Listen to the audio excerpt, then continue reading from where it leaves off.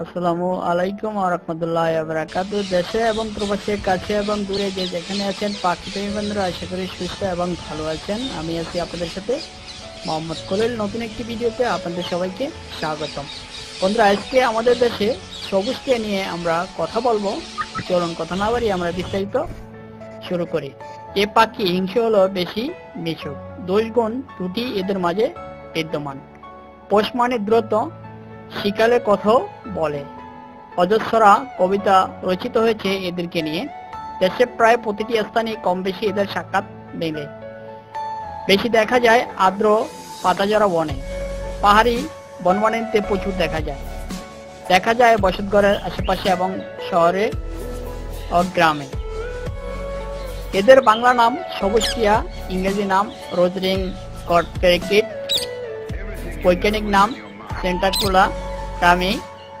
লম্বায় 40 সেন্টিমিটার, দেহের তুলনায় লেজ লম্বা, ঠোঁট রক্ত লাল, রক্ত মজবুত ও ধারালো।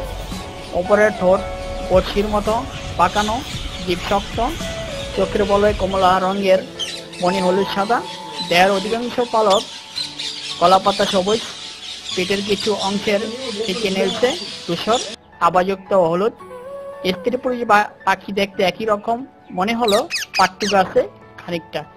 পুরুষ পাখির থুতনির নিচে কালো দাগ, গলায় ও ঘাড়ে গোলাপি কালো মিশ্রণ কণ্ঠে। স্ত্রী পাখির ঘাড়ে সবুজ পালকে আবৃত। এছাড়াও পুরুষ পাখি কিছুটা লম্বা হয়। এদের প্রধান খাবার হলো ফল, গাছের কচি পাতা, শস্য বীজ, ধান, বাদাম, দুধ ভাত বেশ প্রিয়। প্রজননের সময় মাছ থেকে মেয়ে বাসা বাঁধে গাছের কোটরে অথবা পুরাতন দরদালালের ফাটলে। ডিম পারে 3 থেকে 4টি, ডিম ফুটতে সময় লাগে 22 থেকে 24 দিন।